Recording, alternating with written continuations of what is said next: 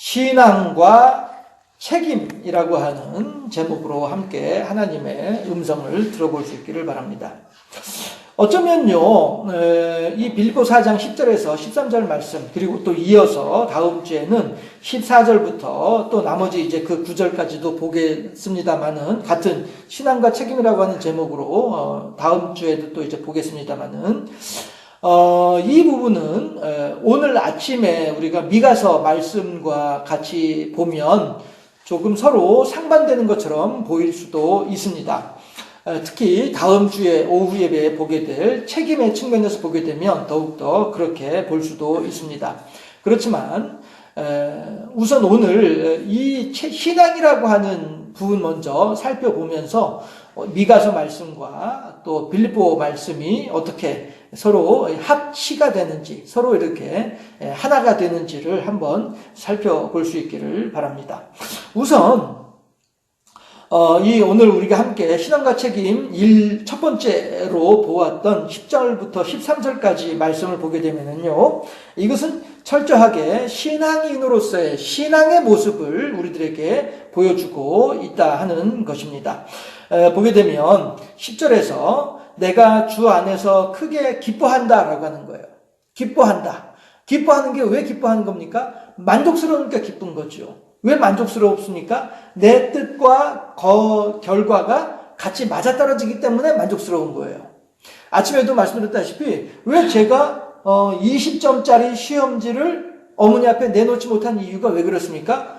제가 평상시에 생각하던 점수와 전혀 만족스럽지 못하니까 내놓지 못하는 거예요. 그러나 평상시에 늘 20점, 30점 받던 그런 사람이었다고 한다면 20점짜리 시험지 내놓는 것은 아무런 문제가 없겠죠.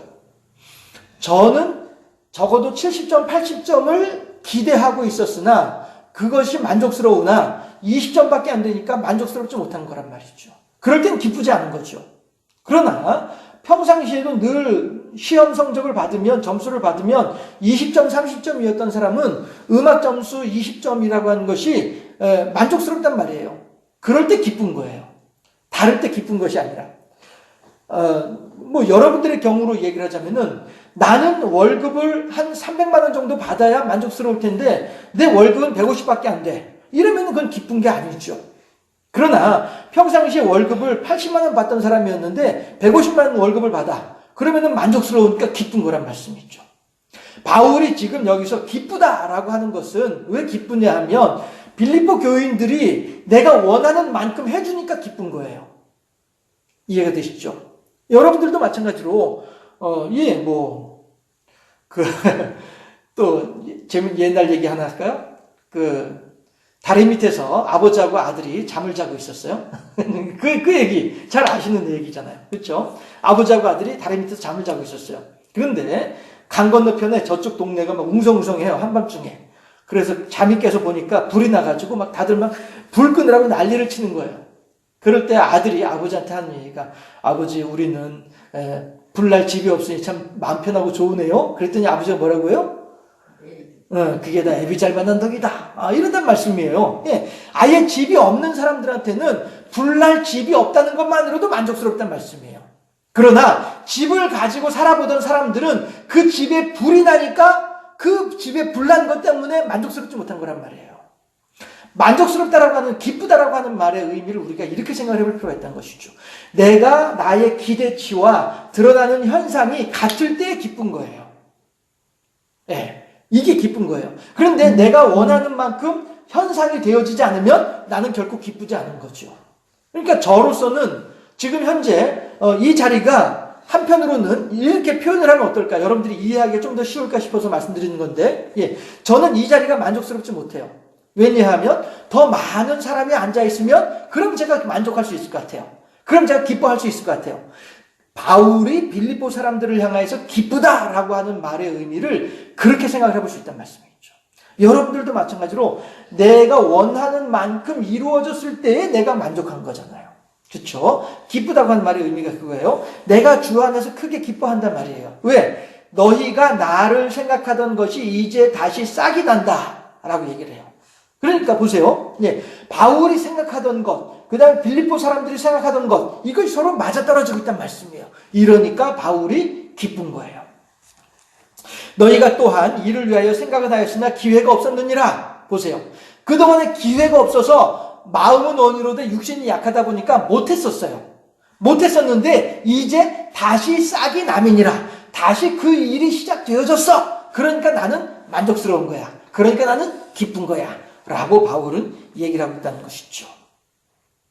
그런데 여기서 바울이 기뻐할 때에 한 가지 중요한 단서 조항이 있습니다. 뭐냐 하면 주 안에서 라고 하는 말이죠. 엔 크리스토스라고 표현을 할 수 있는 것인데 이 주 안에서 기쁘다라고 하는 이것이 바로 신앙이에요. 이것이 바로 신앙이다라고 하는 것이죠. 다시 말해서 기준이 내가 기준이 아니고 하나님이 기준이 되어져 있더라라고 하는 것입니다.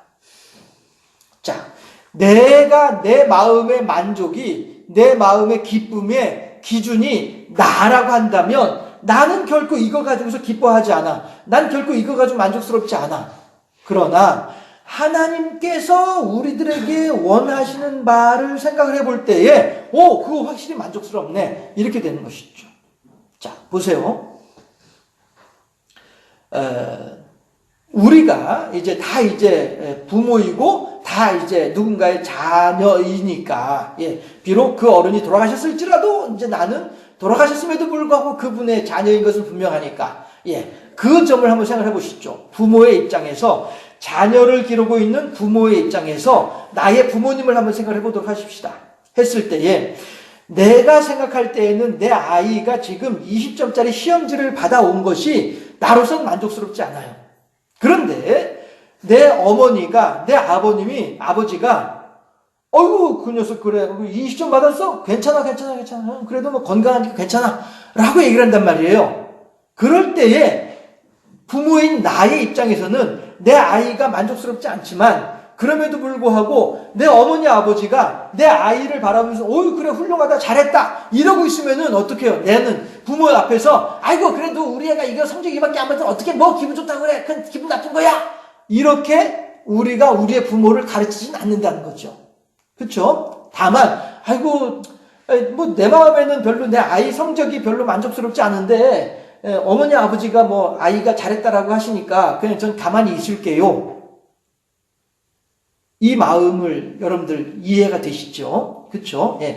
나는 내 아이에 대해서 만족스럽지 못하지만은 내 어머니 아버지가 내 아이에 대해서 만족스럽다라고 하니 적어도 내 어머니 아버지 앞에서는 내 아이에게 나의 만족스럽지 못한 것을 표현을 못한단 말이에요. 비록 내 집 안방으로 데리고 들어가서 이놈의 자식 그거밖에 못했어 라고 이렇게 윽박 지를지언정 어머니 아버지 앞에서는 나의 기분 나쁜 것을 표현을 못한단 말이죠. 이게 부모를 섬기는 자식으로서의 도리이잖아요. 그렇죠? 이런 것처럼 지금 바울이 주 안에서 기뻐한다라고 하는 말의 의미를 그렇게 생각을 해야 된다는 것이죠. 내 생각으로 내 관점으로 그 상황을 내가 만족하는 것이 아니라 이것으로 인하여서 하나님께서 만족해 하실 것을 생각을 할 때에 그럴 때 내가 기쁘다는 거예요. 엔 크리스토스, 주 안에서라고 하는 말의 의미를 우리가 이렇게 생각을 해야 되는 것이죠.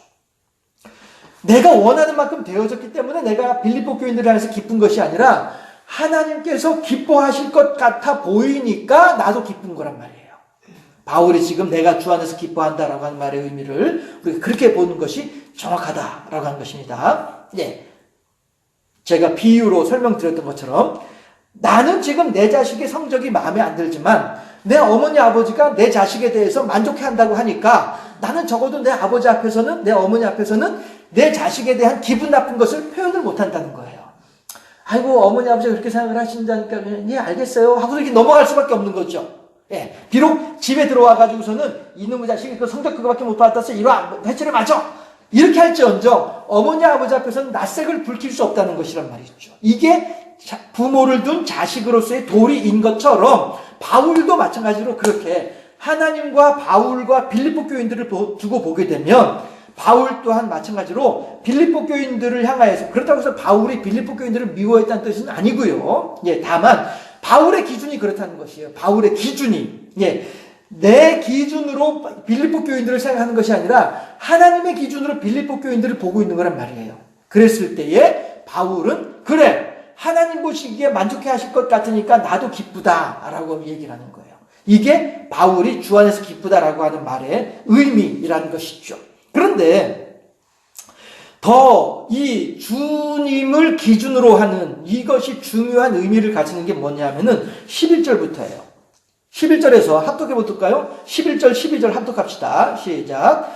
내가 궁핍함으로 말하는 것이 아니니라. 어떠한 형편에든지 나는 자족하기를 배웠노니 나는 비천에 처할 줄도 알고 풍부에 처할 줄도 알아. 모든 일, 곧 배부름과 배고픔과 풍부와 궁핍에도 처할 줄 아는 일체의 비결을 배웠노라. 아멘.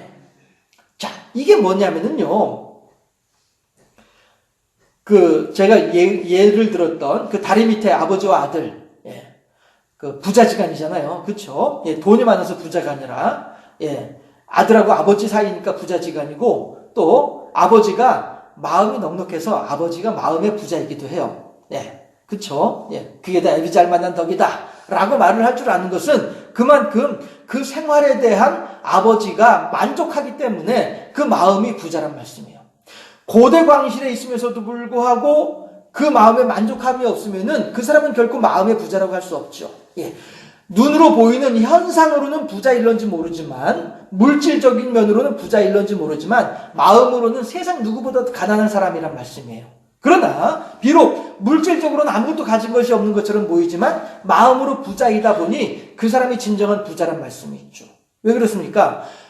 마음이 부자이지 못하고 마음이 가난한 사람은 밤잠을 못 자잖아요. 그렇죠? 밤잠을 못 잔단 말씀이에요. 그러나 마음이 부자고 마음이 넉넉하면 편안하게 잠을 잘 수 있다는 것이죠. 그러니까 우리 하는 말이 때린 놈은 오그리고 자더라도 맞은 놈은 다리 뻗고 잔단 말이에요. 맞은 놈은 막 온몸에 쑤시고 하더라도 다리 뻗고 잘 수 있어요. 그런데 때린 놈은 언제 붙잡혀갈지 모르니까 오그리고 자는 거예요. 도망갈 준비하느라고. 마음이 부자라고 하는 것이 그래서 중요하다라고 하는 것이죠. 아무리 돈이 많고 고대 광실에 거하다 할지라도 그 마음에 평안이 없으면 그 사람은 가난한 사람이지만, 아무리 부족한 가운데 있다 할지라도 그 부족한 중에도 오늘 바울이 말하는 것처럼 일체의 비결을 배웠다라고 말을 하는 것처럼 이렇게 마음이 넉넉한 사람이 진정으로 풍요로운 사람이다라고 하는 것입니다. 그랬는데 바울은 지금 아까 예를 들었던 그 다리 밑에 부자의 이야기와는 다른 관점에서 바울은 마음이 넉넉한 거예요. 다시 말씀드려서 다리 밑에 부자는요, 그 생활에 익숙하니까 만족스러운 거예요. 그 생활에 익숙하니까. 제가 이제 신학교 공부하고 이렇게 할 때에 그 노숙자들 상대로 그 사역하시는 분이 계셨었어요. 아주 제가 참 깊이 좀 사귀고 싶어 했던 그러한 분이었었어요. 그런데 그 양반이 그 노숙자들 대상으로 서울역 앞에, 영등포역 앞에 이런 사람들 가서 이제 밥 해가지고 나눠주고 같이 예배드리고 이렇게 하면서 노숙자 사역을 하던 그런 분이었었는데, 그래서 제가 이제 그분으로 인한 인연을 하여서 노숙자에 대한 이런저런 이제 관심들을 가지게 됐었었죠. 그랬는데 노숙자들은요 다 그런 건 아닙니다만은 일종의 폐소공포라고 하는 증을 가지고 있어요. 정신증을 가지고 있어요. 폐소가 뭡니까? 이런 방이 있죠. 방도 이렇게 넓은 이 정도 이렇게 홀이 아니라 한 서너 사람 앉을 만큼의 정도의 이런 방, 이런 것들은 이제 폐소공포증이라고 하는 걸 가지고 있어서 그 안에 들어앉아 있으면은 막 온몸에 식은땀이 줄줄줄 흘러요. 못 견뎌요. 깨끗하게 씻고 좋은 옷 입고 깨끗한 옷 입고 깨끗한 이불 속에 있는데도 불구하고 이거를 감당을 못해요. 막 식은땀이 막 줄줄 흐르면서 거기 안에 있지를 못해요. 그래서 결국에는 밖으로 나가는 거예요. 그래서 다리 밑에 가서 누워있는 게 이 사람한테는 도리어 마음이 편안한 거예요. 이건 정신증이거든요. 폐소공포증인데, 이런 사람들은 왜 그러냐 하면, 이게 이제 이론적으로, 학적으로 이렇게 증명된 것은 아니에요. 그냥 단지 저 혼자만의 생각이긴 합니다만은, 익숙해졌기 때문이에요. 다리 밑에서 어디 넓은 공간에서 그냥 뭐 이렇게 그 종이 박스 같은 거 하나 이렇게 뒤집어 쓰고 누워있고 이렇게 생활하는 것이 익숙해지다 보니 따뜻한 이불 속에서 잠을 자는 것이 어색한 거예요. 거북한 거예요. 그러다 보니 그것이 폐소공포증으로 나타나는 것이 아닐까. 이게 저 혼자 이렇게 생각을 해봐요. 익숙함의 문제란 말씀이죠. 가난하게 살아가는 사람들도요, 가난함에 대해서 익숙해져 있다 보면은 그것이 가난한 줄 모르고 살아간다는 것이죠. 그러나 부자로 살던 사람이 가난해지게 되면 이 사람은 다른 사람들에 비해서 비교적 쉽게 다시 부자가 될 수가 있어요. 왜냐하면 이 사람은 부자로 살던 것이 익숙해져 있었는데 가난하게 살아가는 것이 영 어색한 거예요. 익숙하지 않은 거예요. 그러니까 어떻게 해서든 다시 예전에 부자로 살던 만큼의 생활 수준으로 올라가기 위해서 그만큼 더 힘을 쓴다는 것이죠. 그리고 또 그 세계를 알고 있기 때문에 훨씬 더 그 세계로 진입하기가 쉽다는 것이죠. 가는 길을 아니까. 이건 뭐 설교하고 다른 얘기입니다만은 누가 그런 얘기를 하더라고요. 저는요 이렇게 길 가다 보면은 돈이 움직이는 게 보여요. 이러더라고. 돈이 움직이는 게 보인대요. 그게 무슨 말이에요? 그랬더니 이거 가지고 어떻게 하면 돈이 되겠다 하는 게 보인다는 거예요. 돈이 움직이는 게 보인대요. 막 이런 말 하던 사람도 있던데, 예. 아마도 부자로 살던 사람은 어떤 계기가 있어서 어떤 상황이 안 좋아져서 가난하게 되더라도 이른바 그분이 표현했던 것처럼 돈이 움직이는 길이 보이다 보니 금방 다시 또 이렇게 부자로 올라갈 수가 있는 그런 방법이 있는 모양이죠. 저는 뭐 아무리 보더라도 돈이 움직이는 길이 안 보이던데 그 사람 보인다고 하니까, 예. 익숙해짐이라고 하는 것이 그거예요. 나한테 익숙한 것이, 이것이 나의 수준을 그만큼 나의 삶의 모습을 방향을 그렇게 바꾸어 줄 수 있다고 하는 것입니다. 그랬을 때에 사도 바울의 만족함과 다리 밑에 살고 있는 부자의 만족함의 차이점을 말씀드리려고 이렇게 여러분들한테 설명을 해드린 거예요. 네. 했을 때에 다리 밑에 살고 있는 아버지하고 아들은 늘 그렇게 살아왔기 때문에 거기에 대한 만족감을 가지고서 사는 거예요. 그들의 삶이 진짜 행복하고 만족스러워서 만족한 것이 아니라 그들은 그렇게 사는 것이 만족하니까 그게 만족스러운 거예요. 만약에 이런 사람들을 노숙자 사역하시는 분들이 가가지고 아이고 따뜻하게 제가 방으로 모셔드릴게요. 이 추운 겨울날 밖에서 뭐 하십니까? 방에서 주무세요. 이불 속에서 깨끗하게 씻고 그러고서 따뜻하게 뭐 잡수고 쉬세요 하면서 모시고 오더라도 이 양반들은 이 방이 익숙하지 않다 보니 다시 또 길거리를 나가는 것이 익숙하다 보니 나간단 말이에요. 그럼 그 사람은 방에서 따뜻한 이불 속에서 잠자는 것보다 바깥에서 거들떼기 뒤집어 쓰고 잠자는 것이 훨씬 더 만족한 사람들이란 말이에요. 그럼 그 사람들한테 행복한 것은 뭐예요? 따뜻한 방 안이 행복한 것이 아니라 다리 밑에가 행복한 거란 말씀이에요. 지금 제가 다리 밑에 아버지 아들의 관계를 가지고서 이들이 만족하는 것이 그 수준이다라고 하는 것을 말씀드리는 거예요. 그 수준이다. 그러나 바울이 지금 만족하는 것은 기준이 뭐라고요? 하나님을 기준으로 한단 말이에요. 엔 크리스토스, 주 안에서 하나님을 기준으로 내가 만족하다는 것이에요. 그러다 보니 똑같이 다리 밑에 사는 사람들이나 바울이나 똑같이 여기 보면은 궁핍하여져서 어떤 형편에 처하든지 나는 만족하기를 배웠다 한데 12절에 보니까 비천에 처할 줄도 알고 또한 배부름과 배고픔에도 처할 줄도 알고 궁핍에도 처할 줄 아는 일체의 비결을 배웠다고 해요. 이 모습들이 얼핏 보면은 노숙자와 다를 바 없는 그런 인생이란 말씀이에요. 그러나 다시 말씀드리지만 노숙자들은 그들의 익숙함으로 말미암아 거기에 만족함을 가지고 있으나 바울은 하나님의 뜻을 알고 있기 때문에 하나님께서 무엇을 원하신지를 알고 있기 때문에 그래서 그 기준으로 내가 궁핍해지고 내가 배고파지고 내가 또한 비천해지고 이렇게 되더라도 나는 여기에 익숙해져서 만족스러운 것이 아니라 이곳에서도 하나님의 뜻이 무엇인지를 알고 있기 때문에 만족하다는 거예요.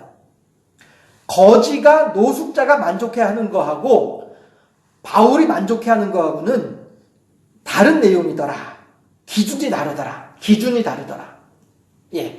똑같이 바울도 노숙자 못지않은 그런 인생을 살고 있음에도 불구하고 노숙자가 만족해하는 기준과 바울이 만족해하는 기준은 서로 다르다라고 하는 것이에요. 이것이 바로 신앙이라는 것입니다. 제가 신앙과 책임이라고 하는 제목으로 여러분들하고 같이 하나님 빌립보서의 말씀을 지금 보고 있지 않습니까? 중요한 것은 뭐냐 하면 바울은 내 기준으로 만족하는 것이 아니라 엔 크리스토스 주 안에서 하나님의 기준으로 만족해하고 있는 거예요. 그러다 보니 바울에게 있어서는 나의 생명 또한 조금도 귀한 것으로 여기지 아니할 수 있게 되는 것이죠. 바울이 에베소 교회 장로들을 불러서 밀레도 해변에서 했던 이야기가 그 말 아니겠어요? 지금 많은 사람들은 바울로 하여금 이제 당신은 예루살렘에 가게 되면 죄인의 몸으로 로마 군인들에게 붙잡힌 죄인의 몸으로 예루살렘에 간다. 예, 그 로마로 가게 되면 당신은 이제 죽을 것이다.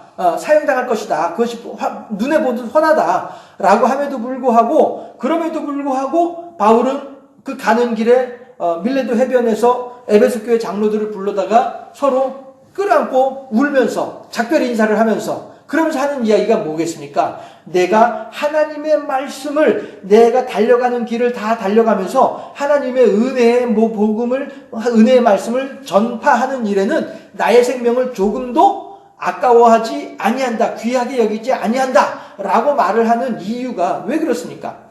바울의 삶의 기준은 어찌하든지 하나님의 생명의 은혜의 말씀을 전하는 것이 바울의 기준이었다는 말씀이에요. 이것이 하나님께서 내게 원하시는 내 삶의 모습이다라고 하는 것을 바울은 알고 있었다는 것이죠. 그러니까 바울은 어느 상황에 처한다 할지라도 그곳에서도 하나님의 뜻을 전파하고 그곳에서도 하나님의 뜻을 준행할 수 있었기 때문에 어느 곳에 있다 할지라도 바울은 그곳에서 만족할 수 있는 거란 말이에요.